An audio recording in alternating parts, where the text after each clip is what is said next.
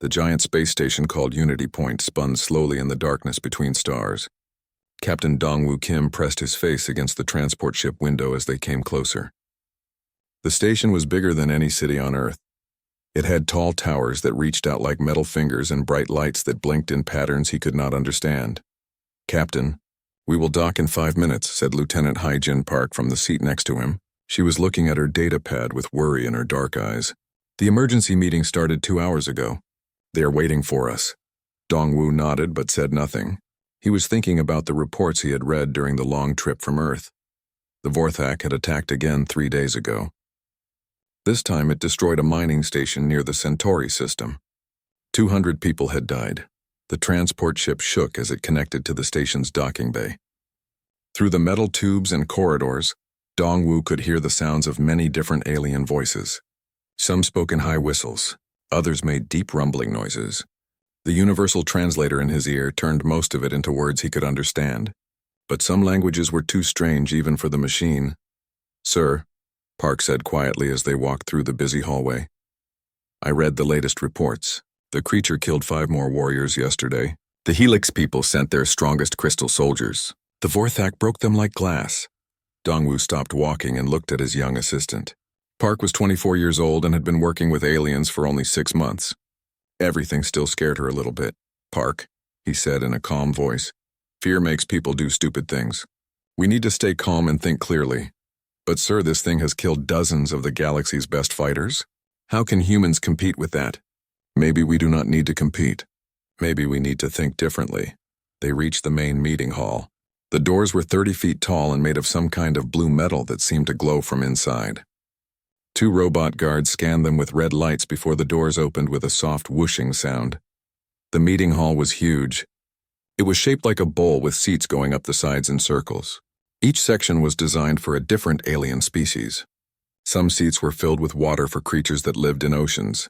Others had special gas mixtures for beings that could not breathe normal air. In the center of the hall was a raised platform where the council leaders sat. Dongwoo counted 12 different alien types, each stranger than the last. The leader of them all was Vextar, a creature that looked like a giant lizard walking on 2 legs. His yellow eyes were as big as dinner plates and his voice was so deep it made the floor shake when he spoke. "The humans have arrived," Vextar announced when he saw Dongwoo and Park enter. "Perhaps now we can finish this discussion." Dongwoo walked to the small human section and sat down. There were only 4 seats for humans because Earth had joined the Galactic Council just 5 years ago. Most alien species had been part of the Council for hundreds or thousands of years. On the big screen in the center of the hall, video was playing from the latest Vorthak attack. The creature was enormous, at least 12 feet tall. Its skin looked like gray armor and its claws were longer than swords. It had 6 red eyes that seemed to glow with anger. As Dongwoo watched, the Vorthak tore through a metal wall like it was made of paper. 17 warriors from 8 different species have tried to kill this beast, said Kethvor, the leader of the Helix people. His crystal body caught the light and threw rainbows across the room. "All 17 are dead. Our energy weapons do nothing to it," added Zimara from the Nebulan delegation. She was a cloud of glowing gas held together by a force field suit. It absorbs plasma blasts like they are warm sunlight. "The machine warriors of Quantar lasted less than 2 minutes, reported Unit Prime, speaking through a mechanical voice box. The creature learned their fighting patterns and adapted instantly. Vextar stood up from his throne-like chair. When he was standing, he was almost 15 feet tall. "This Vorthak cannot be allowed to continue its rampage across the galaxy. It has destroyed 7 space stations and killed over 1,000 beings. What do you propose we do?" asked someone from the crowd. "One final test," Vextar replied. "One more warrior will face the creature in single combat. If that warrior fails, we will destroy the entire containment area with antimatter bombs." A nervous murmur went through the crowd. Antimatter bombs could destroy an entire moon. Using them inside a space station was extremely dangerous. "Who will be this final warrior?" called out Dr. Yansu Choi, the human delegation's scientist.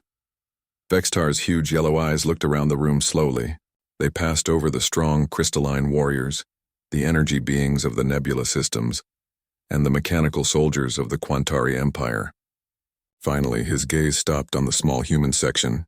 "The humans will provide the final warrior," he announced. The hall exploded with noise. Hundreds of aliens began talking at once in their own languages. The translator in Dongwu's ear could not keep up with all the different voices. "This is madness," shouted a four-armed creature from the Mantari delegation. "Humans are the weakest species in the council.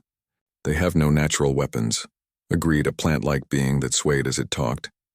"No armor, no special abilities. They cannot even breathe in space without artificial help." "Exactly," Vextar said with what might have been a smile on his reptilian face. "If the weakest species in the galaxy cannot defeat the Vorthak, then nothing can. We will have proved that destruction is the only option." Dongwu felt all eyes in the huge hall turn toward him. Thousands of alien beings stared at the small human in the simple blue uniform. Some looked curious. Others seemed sad, like they were already mourning his death. Park grabbed his arm. "Captain, you cannot do this. It is suicide." Dr. Choi leaned over from her seat. "Dongwu, there has to be another way. We could request more time to study the creature." "Time for what?" asked Vextar, his voice booming across the hall. "We have been studying it for months. Every test shows the same result. The Vorthak is unstoppable." Dongwu stood up slowly. His legs felt a little shaky, but his voice was steady when he spoke. "I accept the challenge." The hall became completely quiet. Even the humming of the air circulation system seemed to stop. "Captain," Park whispered, "what are you thinking?" "I am thinking," Dongwu replied quietly, "that everyone keeps calling this thing a monster, but no one has asked why it does what it does." Vextar leaned forward in his chair. "You think you can succeed where the galaxy's greatest warriors have failed?" "I think there might be something everyone else has missed." "And what is that?" Dongwu looked up at the big screen, which was still showing video of the Vorthak's latest attack. The creature was destroying everything in sight, but something about its movements bothered him. There was a pattern there, something that did not match the behavior of a simple killer. "I think," Dongwu said carefully, "that the Vorthak might not be what we think it is." A ripple of laughter went through parts of the crowd. Some aliens seemed to think this was funny. "Human," Vextar said in a voice like distant thunder. "The creature has killed 17 trained warriors. What makes you think you can do better?" "Maybe I will not try to do better. Maybe I will try to do something different." "Different how?" Dongwu was quiet for a moment. In truth, he did not have a complete plan yet, but something in the video footage nagged at him. Something important that everyone else was missing. "I need time to prepare," he said finally. "How much time?" 24 hours.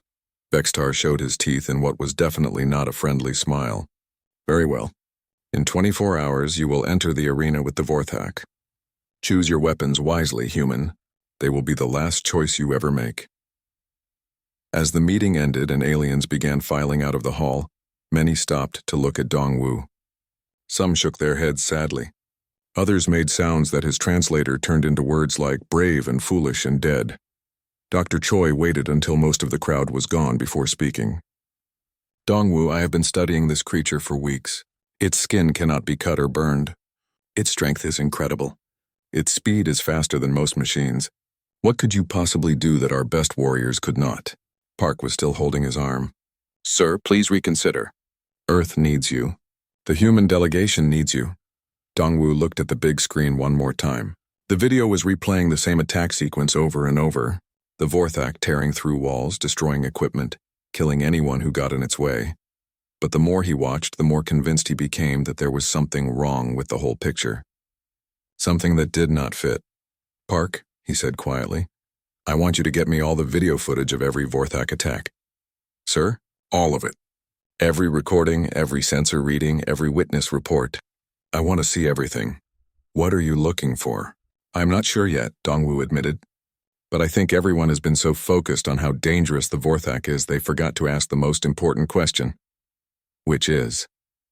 Dongwu turned away from the screen and started walking toward the exit. "Why does it attack in the first place?" As they left the meeting hall, Park and Dr. Choi exchanged worried glances. Their captain was either very brave or very crazy. In 24 hours, they would find out which. Dongwu sat in the dark data room staring at screens full of video files. He had been watching the same footage for 6 hours straight. His eyes were tired and his neck hurt, but he kept looking for something that everyone else had missed. Lieutenant Park brought him a cup of coffee. "Captain, you need to rest. The fight is in 18 hours. Not fight, Dongwu said without looking away from the screen. Meeting, sir. I keep calling it a fight, but I do not think that is what it will be. On the screen, the Vorthak was attacking a cargo ship. The creature moved fast, destroying the ship's weapons first, then the engines, then the life support systems. But something was wrong with the whole scene. Park, watch this part carefully. Dongwu pointed at the screen. The ship has 20 crew members. Where are the bodies? Park looked closer. The ship was completely destroyed, but there were no signs of dead people floating in space. Maybe the crew escaped? In what? The Vorthak destroyed the escape pods first. Dongwu switched to another video. Same thing here. A mining station with 300 workers. Completely destroyed, but only 12 bodies found. Where did everyone else go? That is what I want to know. Dr. Choi was practically glowing with excitement. Captain, they're offering to share medical knowledge that could cure diseases we've never been able to treat. Agricultural techniques that could end hunger on a dozen worlds. Art and music that could enrich every culture in the galaxy. But perhaps more importantly, Haven's Rest agreed to serve as a neutral meeting ground for species in conflict. Their musical communication methods had a unique property. It was almost impossible to lie or deceive through song. The emotional content of music revealed true intentions in ways that spoken words could not. We propose to become mediators, Singer of the Dawn Sky announced, helping other species resolve conflicts through understanding rather than warfare. 3 months later, Dongwu found himself in a very different kind of meeting. He was back at Unity Point, but this time he sat at the head table as the IE, newly appointed Director of Peaceful Contact Protocols for the Galactic Council. The meeting room was full of representatives from species that had been enemies for generations. Reptilians sat next to their traditional crystal adversaries. Machine intelligences shared data with organic beings they had once considered inferior. All of them were learning basic musical communication from Haven's Rest teachers. Council leader Vextar stood to address the assembly. The proud reptilian leader looked different now, less fierce, more thoughtful. He had been one of the first to volunteer for the musical communication training. 6 months ago, Vextar said, we gathered here to decide the fate of what we believed was the most dangerous predator in the galaxy. Instead, we discovered something far more valuable, proof that understanding can triumph over fear, that wisdom can defeat violence, and that sometimes the greatest strength is knowing when not to fight. He looked directly at Dongwu. The human approach to the Vorthak situation has become the foundation for a new era of galactic diplomacy. Instead of meeting unknown situations with weapons, we now meet them with curiosity. Instead of assuming the worst about other beings, we try to understand their story. The changes had been remarkable. 3 major conflicts between species had been resolved using musical mediation from Haven's Rest. 2 new species had been welcomed into the council without a single shot being fired. Most importantly, a new generation of diplomats was being trained in what was now called the Dongwu Protocol. Approach with kindness. Communicate with patience, and always remember that every being has a story worth hearing. Lieutenant Park, now promoted to captain, approached Dongwu after the meeting. Sir, I have the final report on the Vorthak incidents. All charges have been officially dropped, and Melodic Keeper Santel has been awarded the Council's highest honor for cultural contribution. And the families of the warriors who died? Compensation has been provided, and many have asked to meet with Santel personally. The Keeper has been singing memorial songs for each warrior, honoring their bravery even while mourning the misunderstanding that led to their deaths. That evening, Dongwu stood once again on an observation deck looking out at the stars. But this time he was not alone. Santel stood beside him, having chosen to remain at Unity Point as the first Haven's Rest ambassador to the galactic community. Do you ever regret it? Dongwu asked through his harmonica, now a much more sophisticated instrument modified with Haven's Rest technology to produce complex harmonic patterns. Regret what, friend of songs? All those years of wandering, all the pain and loneliness, the fights that could have been avoided. Santel was quiet for a long moment, its 6 eyes reflecting the light of distant stars. Without the wandering, I would never have learned how strong the desire for home can be, it finally sang. Without the loneliness, I would never have understood how precious friendship is. Without the fights, I would never have appreciated the power of peace. The Keeper paused, then added a melody that conveyed deep gratitude. And without all of that, I would never have met the small human who chose to offer music instead of violence, food instead of fear, understanding instead of hatred. I was just doing what seemed right. That is what makes it remarkable. In a galaxy full of beings who choose what seems strong or safe or profitable, you chose what seemed right.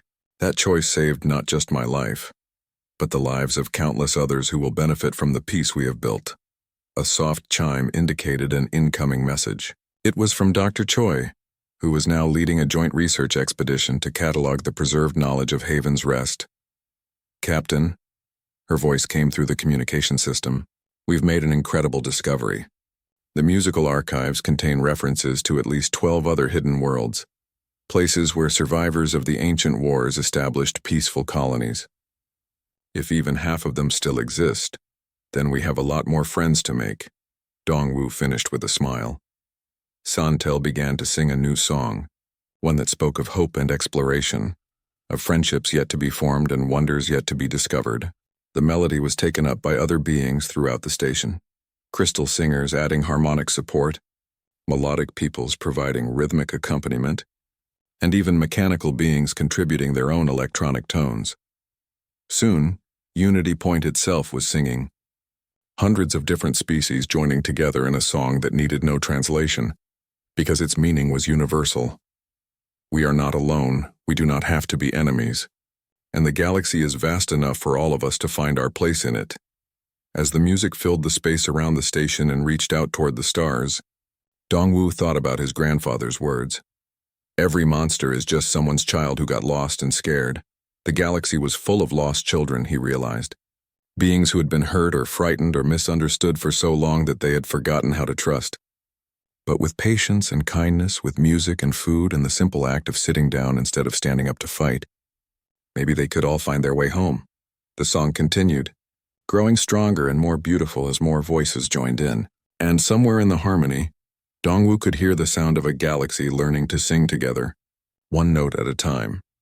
The small human who had walked into an arena with nothing but a harmonica and a handful of food had changed everything. Not through strength or weapons or technology, but through the simple revolutionary act of choosing to care about a scared, lonely being that everyone else wanted to destroy. Sometimes, the greatest victories were won not by those who fought the hardest, but by those who chose not to fight at all. Choi entered the data room carrying a thick folder. I brought the medical reports you requested. Every person who died in a Vorthak attack was examined. Dongwu opened the folder and read quickly. After a few minutes, he looked up with surprise. These people were not torn apart by claws, he said. Most of them died from falling debris or explosive decompression when their ships broke apart. What does that mean? It means the Vorthak is not trying to kill people. It is trying to destroy ships and stations. The deaths are accidents. Park shook her head. That does not make sense.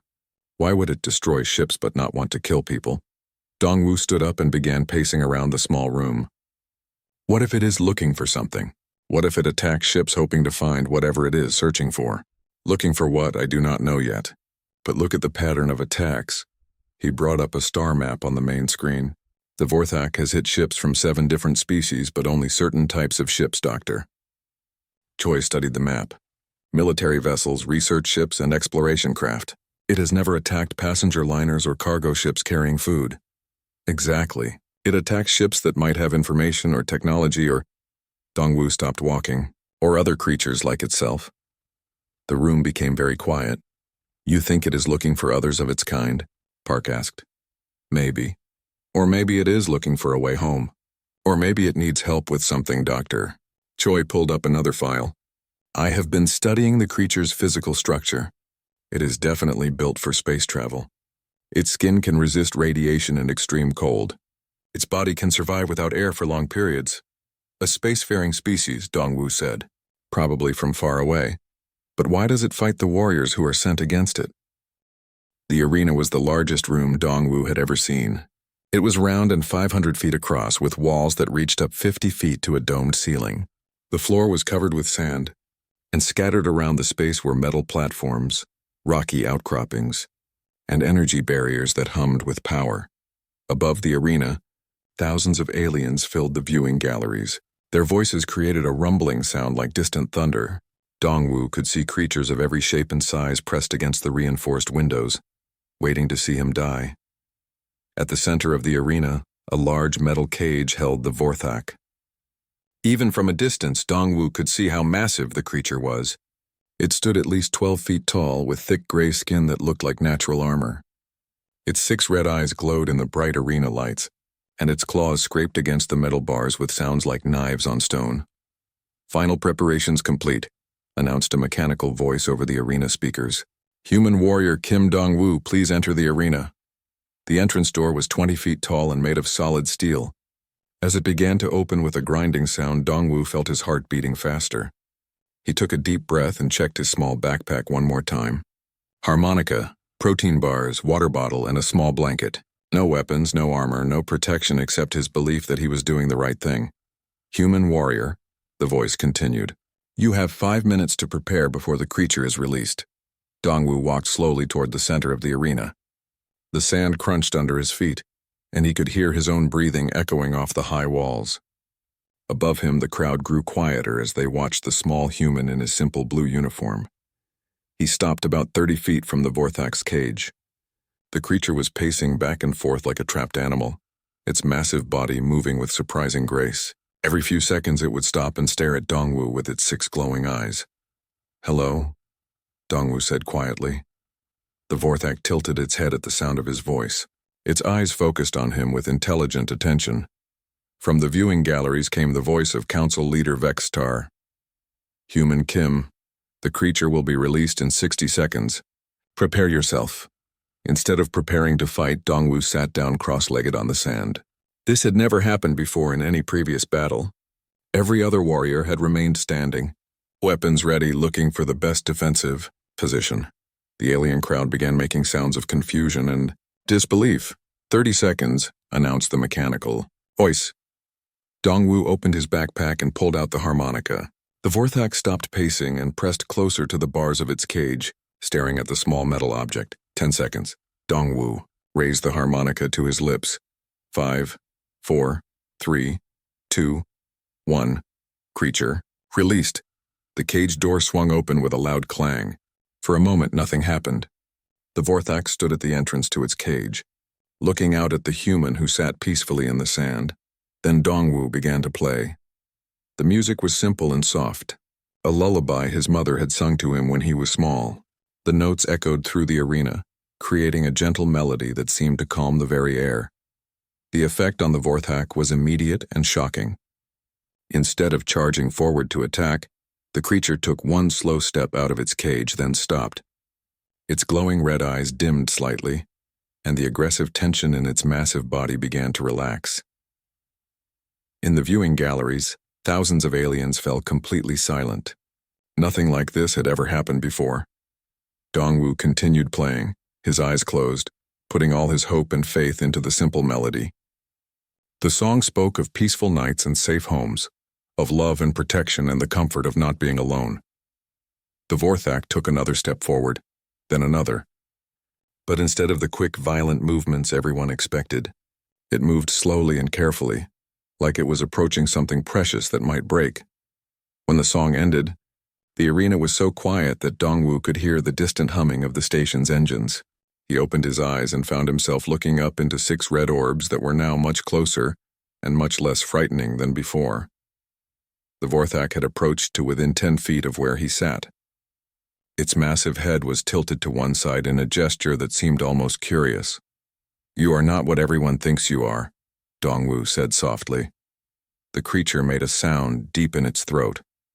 Not a roar or a growl, but something that sounded almost musical, a series of low, complex tones that seemed to carry meaning. Dongwu reached into his backpack and pulled out one of the protein bars. The Vorthak's nostrils flared as it caught the scent of food. Its eyes focused on the bar with intense interest. "Are you hungry?" Dongwu asked. He broke off a small piece of the protein bar and held it out in his open palm.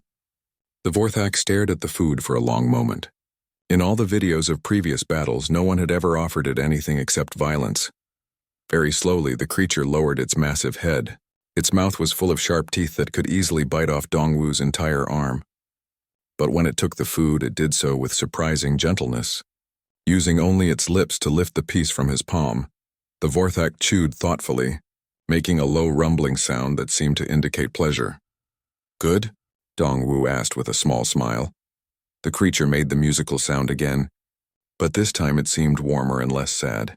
From the viewing galleries came an explosion of sound as thousands of aliens began talking at once in dozens of different languages. Some seemed excited, others confused, and many simply shocked by what they were witnessing. Council Leader Vextar's voice boomed over the arena speakers. Human Kim, what are you doing? This is supposed to be a battle. I am winning, Dongwu called back without taking his eyes off the Vorthak. Winning? The creature has not been defeated. That is right, Dongwu replied. Because there was never anything to defeat. He broke off another piece of the protein bar and offered it to the Vorthak. This time the creature moved even closer, settling down onto the sand so that its head was at the same level as Dongwu's. Ladies, gentlemen, and beings of all species, Dongwu said, his voice carrying clearly through the arena's sound system. I present to you the most dangerous predator in the galaxy. He reached out slowly and gently touched the Vorthak's arm. The creature did not attack or pull away. Instead, it made a soft purring sound and leaned slightly into the touch. A predator that has never eaten a single being it killed. A monster that waits for others to attack first. A savage beast that just wanted someone to offer it food and friendship instead of weapons and fear. The viewing galleries erupted in chaos as the implications of Dongwu's words sank in. The most feared creature in known space was sitting peacefully in the sand, sharing a meal with a human who had brought nothing but music and kindness. But the most amazing moment was yet to come. As Dongwu continued to feed small pieces of food to the Vorthak, the creature began to make those musical sounds again. This time they formed a pattern, a sequence of tones that seemed to tell a story. And for the first time in its long captivity, the being that everyone called a monster began to sing. The song that filled the arena was unlike anything the assembled aliens had ever heard. It was complex and beautiful, with harmonies that seemed to come from multiple voices even though only the Vorthak was singing. The melody rose and fell like waves on a distant ocean, carrying emotions that needed no translation. Dongwu listened carefully, trying to understand what the creature was telling him. The music was clearly a language, sophisticated and full of meaning. Some parts sounded like questions with tones that rose at the end. Other parts seemed to be statements or descriptions with deeper, more stable notes. It is trying to communicate, Dongwu called out to the watching crowd. This is not random noise. This is language. In the viewing galleries, several species known for their musical abilities were leaning forward with intense interest. The crystal singers, beings made of living crystal who communicated through harmonic vibrations, were practically glowing with excitement. The tonal patterns are incredibly complex, announced Kethmore, the lead crystal singer representative. This being has a musical language more sophisticated than our own. Dr. Choi's voice came through the communication system from the human viewing area. Captain, if this is a language, what is it trying to say? Dongwu pulled out his harmonica again. Let me try to find out. He began to play simple melodies, copying some of the basic tones the Vorthak had made. The creature's eyes brightened with what looked like excitement. It repeated the notes Dongwu had played, then added new ones, building on the musical conversation. Slowly, patiently, human and alien began to establish a basic form of communication. High notes seemed to indicate questions or requests. Low notes were statements or answers. Fast rhythms suggested excitement or urgency. Slow, gentle melodies conveyed calm or sadness.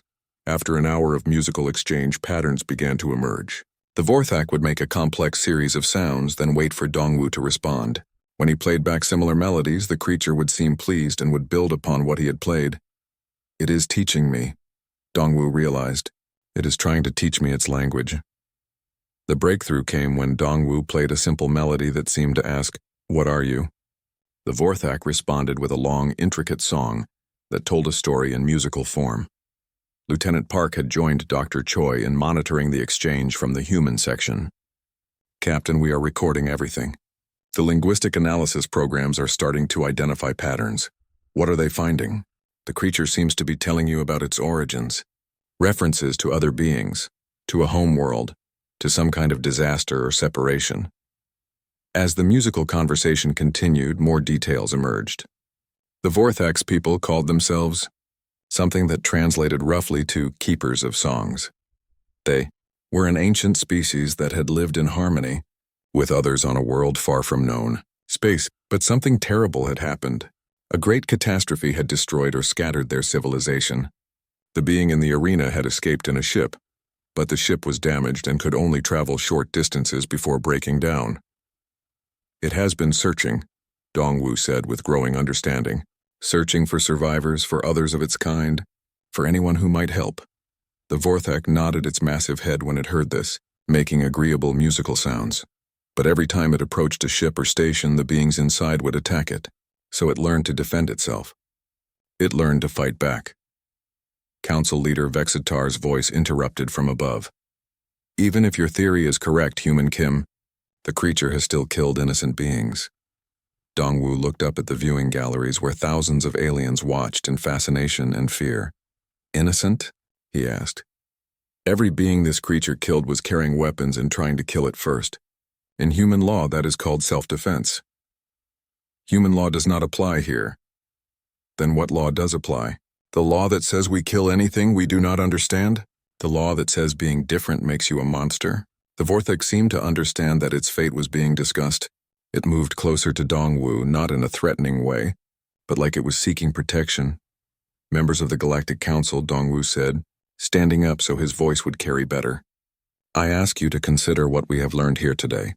This being is not a mindless killer. It is intelligent, peaceful, and has been searching for help for who knows how long. But it is still dangerous, called out someone from the crowd. Dangerous to whom? It only fights when attacked. It only kills in self-defense.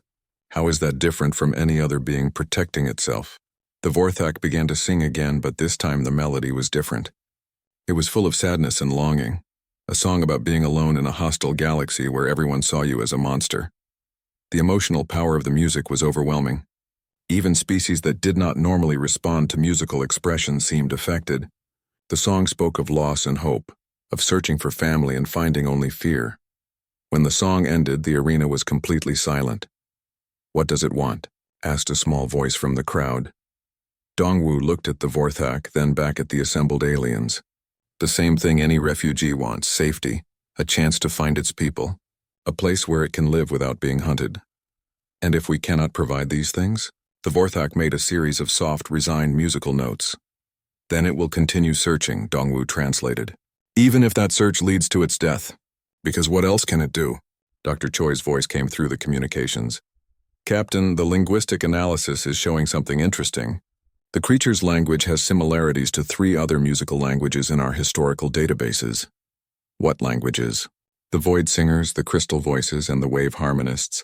All were peaceful species that disappeared during the Great War centuries ago. A murmur of excitement ran through the crowd. Those were legendary civilizations, known for their advanced arts and sciences. If this being is related to those species, said the Crystal Singer representative, then it represents a living link to some of the greatest cultures in galactic history. The Vorthak seemed to recognize some of the names that were being mentioned. It began singing again, and this time the melody contained what sounded like ancient songs, preserved across centuries of wandering. It carries the music of its people, Dongwu said with wonder. It is not just a refugee. It is a living library of a lost civilization. Council leader Vextar was quiet for a long time, considering everything he had heard and seen. Human Kim, he finally said, what do you propose we do? Dongwu looked at the Vorthak, then at the thousands of watching aliens, then back at the council leader. Give it what every intelligent being deserves, he said. A chance to live in peace and search for its people. Help it repair its ship. Provide it with star charts and safe passage. Let it continue its search without being hunted as a monster. And in return? In return, we gain something more valuable than any weapon or technology. We gain the friendship of a being whose people may still exist somewhere in the galaxy. We gain access to the music and knowledge of a civilization we thought was lost forever. The Vorthak stood up and moved to stand beside Dongwu. Together, human and alien faced the assembled representatives of galactic civilization. We also gain, Dongwu continued, the knowledge that we are capable of choosing understanding over fear, friendship over violence, Hope over destruction. The vote that followed would change the course of galactic history. The emergency session of the Galactic Council had been moved to the main assembly hall to accommodate all the representatives who wanted to participate. Never before had so many species gathered to discuss the fate of a single being. Dongwu sat at a small table in the center of the circular room with the Vorthak beside him.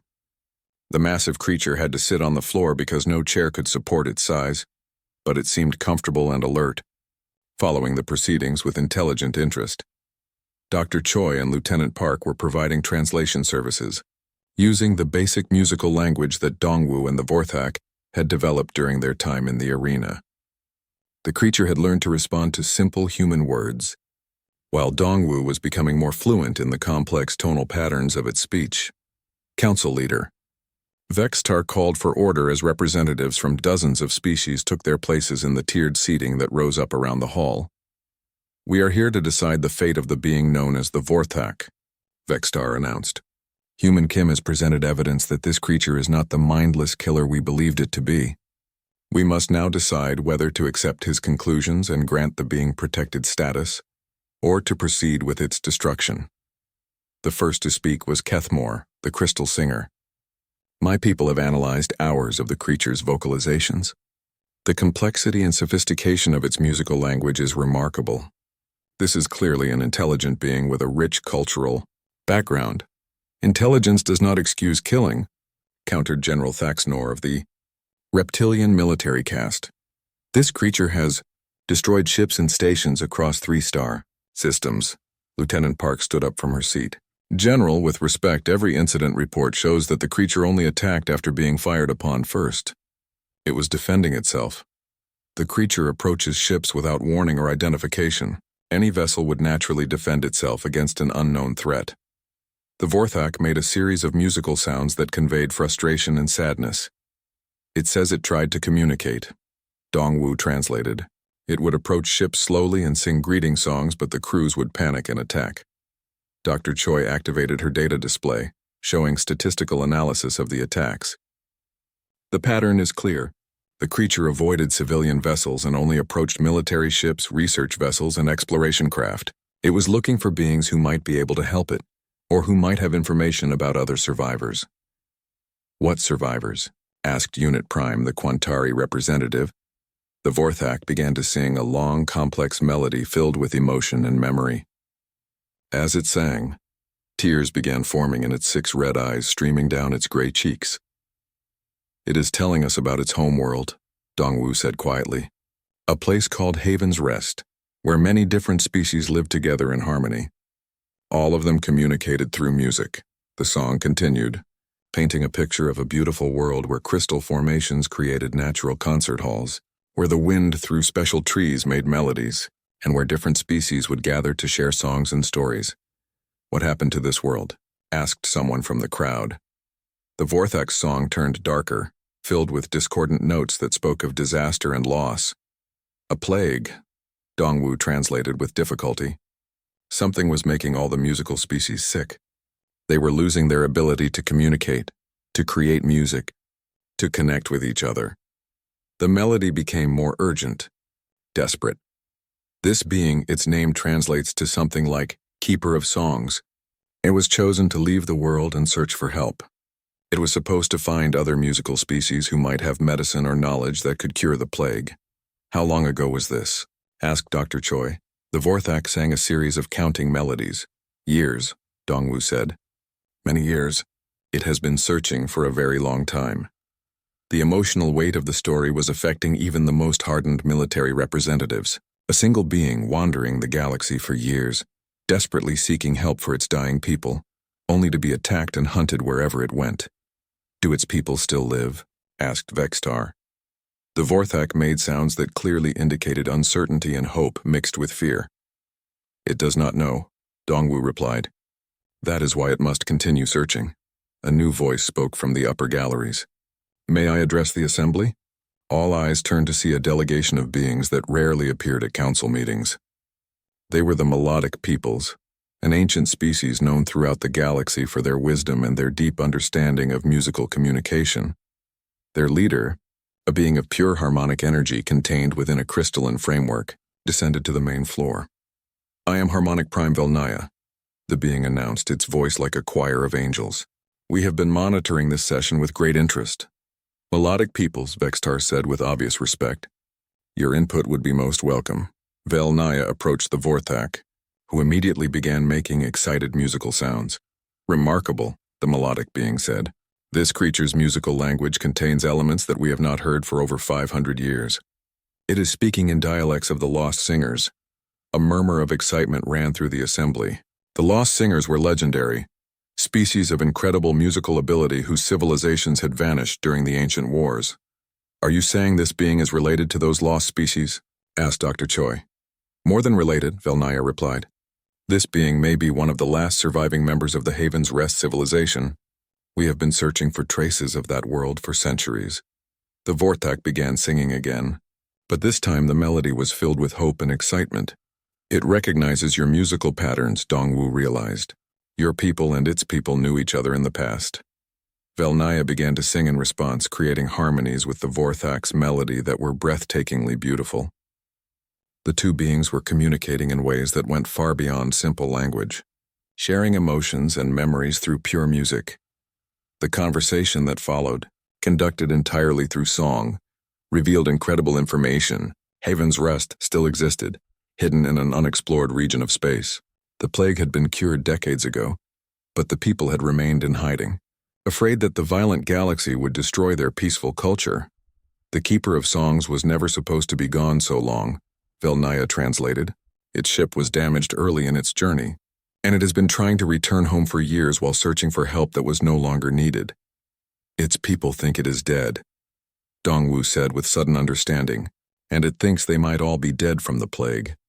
The tragedy of the situation was overwhelming. A being that had been branded a monster was actually a hero, desperately trying to return home to people who had given up hope of ever seeing it again.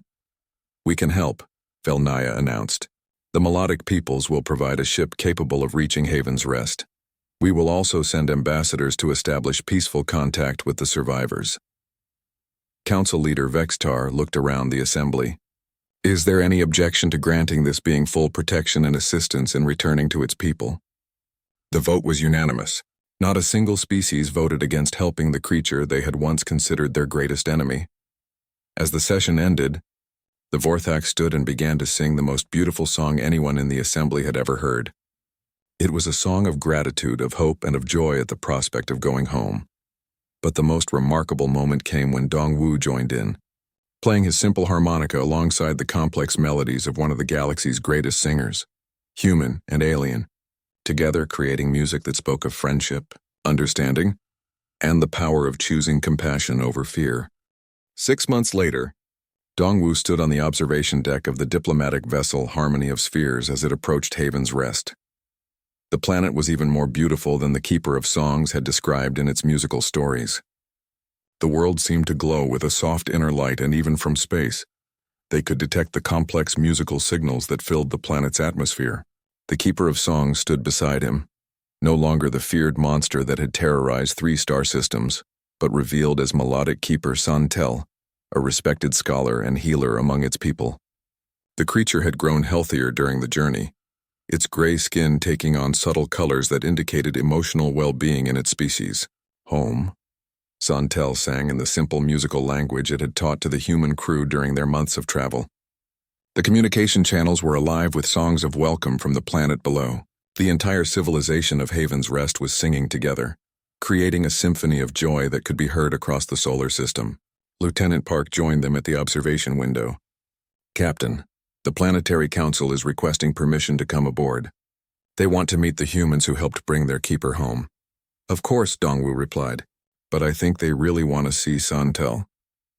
The reunion that followed was unlike anything in diplomatic history. Instead of formal ceremonies with speeches and documents, the entire event was a musical celebration.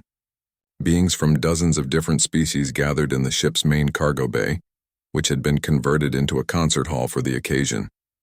Santel was surrounded by others of its kind, creatures similar in size and shape but with skin colors that ranged across the spectrum. They sang together in harmony so complex that the ship's translation computers could not keep up with all the layers of meaning. Dr. Choi was frantically taking notes and recordings. "This is incredible, Captain. These beings don't just use music to communicate. Music is their entire culture, their science, their art, their way of understanding the universe."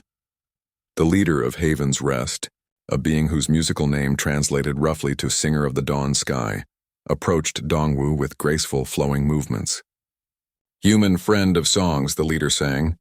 "Our keeper tells us you saved its life with music and kindness when all others offered only violence and fear." "I just tried to understand instead of fight," Dongwu replied through his harmonica, which he had become quite skilled at using for basic communication. "You did more than understand. You showed wisdom that we thought was lost from the galaxy. You proved that different species can choose friendship over fear."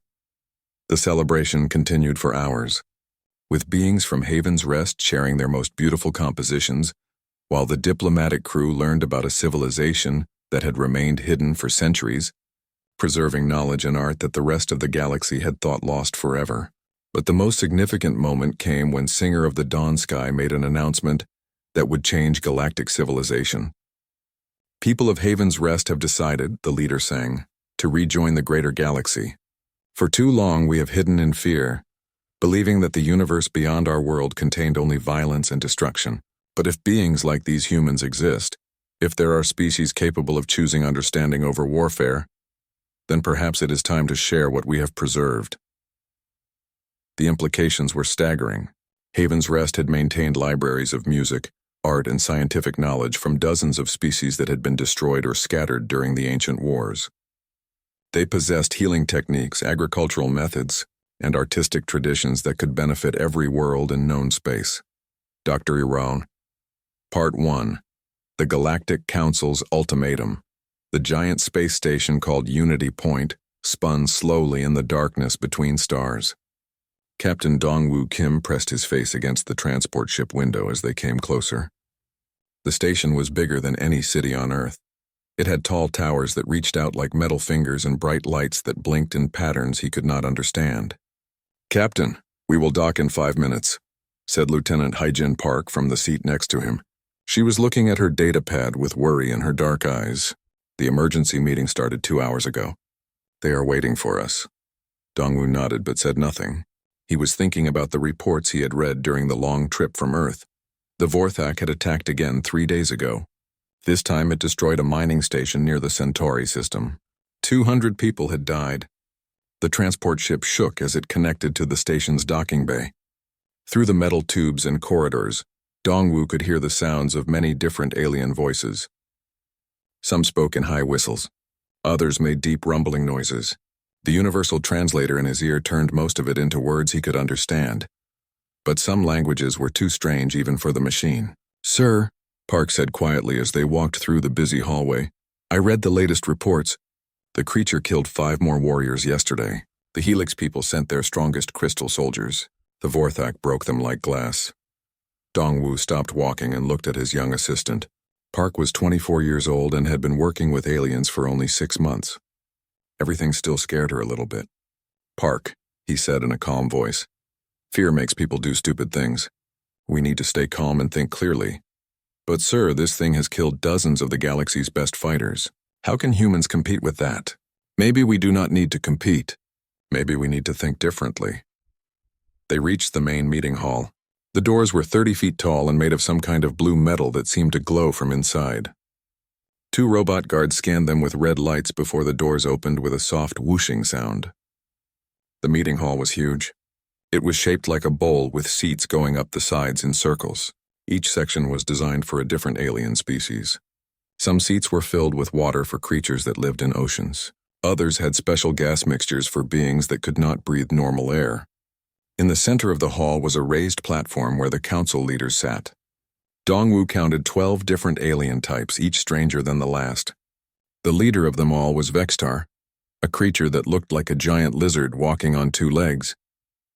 His yellow eyes were as big as dinner plates and his voice was so deep it made the floor shake when he spoke. "The humans have arrived," Vextar announced when he saw Dongwu and Park enter. "Perhaps now we can finish this discussion." Dongwu walked to the small human section and sat down. There were only 4 seats for humans because Earth had joined the Galactic Council just 5 years ago. Most alien species had been part of the Council for hundreds or thousands of years. On the big screen in the center of the hall, video was playing from the latest Vorthak attack. The creature was enormous, at least 12 feet tall. Its skin looked like gray armor and its claws were longer than swords. It had 6 red eyes that seemed to glow with anger. As Dongwu watched, the Vorthak tore through a metal wall like it was made of paper. 17 warriors from 8 different species have tried to kill this beast, said Kethvor, the leader of the Helix people. His crystal body caught the light and threw rainbows across the room. All 17 are dead. Our energy weapons do nothing to it, added Zimara from the Nebulon delegation. She was a cloud of glowing gas held together by a force field suit. It absorbs plasma blasts like they are warm sunlight. The machine warriors of Quantar lasted less than 2 minutes, reported Unit Prime, speaking through a mechanical voice box. The creature learned their fighting patterns and adapted instantly. Vextar stood up from his throne-like chair. When he was standing, he was almost 15 feet tall. This Vorthak cannot be allowed to continue its rampage across the galaxy. It has destroyed 7 space stations and killed over 1,000 beings. What do you propose we do? Asked someone from the crowd. One final test, Vextar replied. 1 more warrior will face the creature in single combat. If that warrior fails, we will destroy the entire containment area with antimatter bombs. A nervous murmur went through the crowd. Antimatter bombs could destroy an entire moon. Using them inside a space station was extremely dangerous. Who will be this final warrior? Called out Dr. Yan Su Choi, the human delegation scientist. Vextar's huge yellow eyes looked around the room slowly. They passed over the strong crystalline warriors, the energy beings of the nebula systems, and the mechanical soldiers of the Quantari Empire. Finally, his gaze stopped on the small human section. The humans will provide the final warrior, he announced. The hall exploded with noise. Hundreds of aliens began talking at once in their own languages. The translator in Dongwu's ear could not keep up with all the different voices. This is madness, shouted a 4-armed creature from the Mantari delegation. Humans are the weakest species in the council. They have no natural weapons, agreed a plant-like being that swayed as it talked. No armor, no special abilities. They cannot even breathe in space without artificial help. Exactly, Vextar said with what might have been a smile on his reptilian face. If the weakest species in the galaxy cannot defeat the Vorthak, then nothing can. We will have proved that destruction is the only option. Dongwu felt all eyes in the huge hall turn toward him. Thousands of alien beings stared at the small human in the simple blue uniform.